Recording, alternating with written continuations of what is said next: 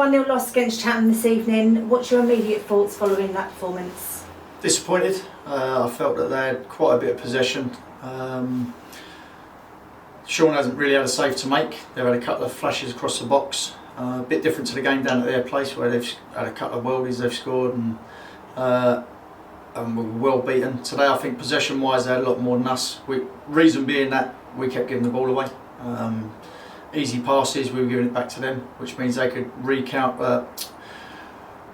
after the ball, build another attack, and it just looked like it was one-way traffic, which it was, and that's down to us giving the ball away. They're good, don't get me wrong, and then you think, all right, worst case scenario, we'll see it out and take a point, and then we don't mark from across in the box properly, and they score. And I think that's the only one they've had on target. We've had a couple of blocks before that, and then Luke hits the bar in the last couple of minutes. So overall disappointed. We're 10 points from 10 games, which isn't good enough.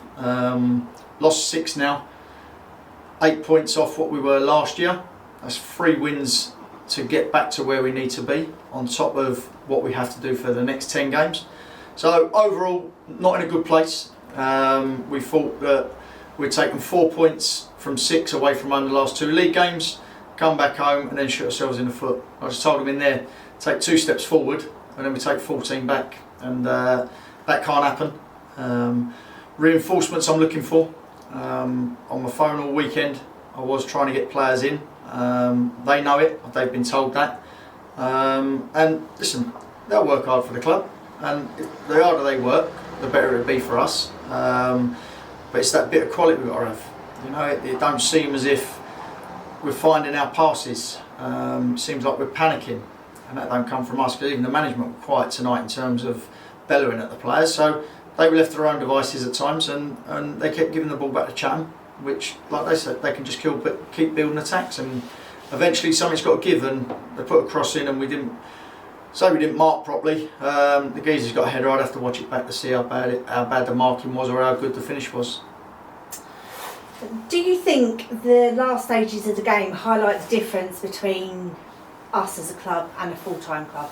No, not really, because I think they got their goal and then they sat everyone behind the ball and we was sustaining attacks. But what we tried to do then was we decided to pass it rather than load the box up and put pressure on them. The only time we loaded the box up in the last 3 or 4 minutes was when it come down and Luke hit the bar. So we need to do that more in the last 5 minutes in injury time. And if they get us on a counter attack and score another goal, you're going to lose the game anyway if you don't keep putting pressure on them. And the full-time side, listen, it's not about the fitness side of it. That helps. I think our boys are pretty fit, but I think it's just about their movement, their understanding, and they had young players out there tonight that were just comfortable, relaxed, and I've got senior players that are lashing at the ball, and that's something I've got to address and look at. And the players know it, so I'll never say anything in here on this video what I don't say in the change room to them. And I'm not picking out individuals, I'm just saying collectively as a group, me included, because I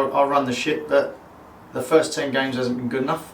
I said at the start of the season we'd address it and assess it, and that's something that I've got to do drastically to bring people in to give competition to players that we've got here, because we've still got a few injuries, and at the moment we're wheeling out the same players game after game, same 16, whoever starts, whoever comes on, and it just ain't been good enough these first 10 games. So I need competition for places, I need people looking over their shoulders, and when they do that, the levels and the expectancy might raise in terms of looking after the ball.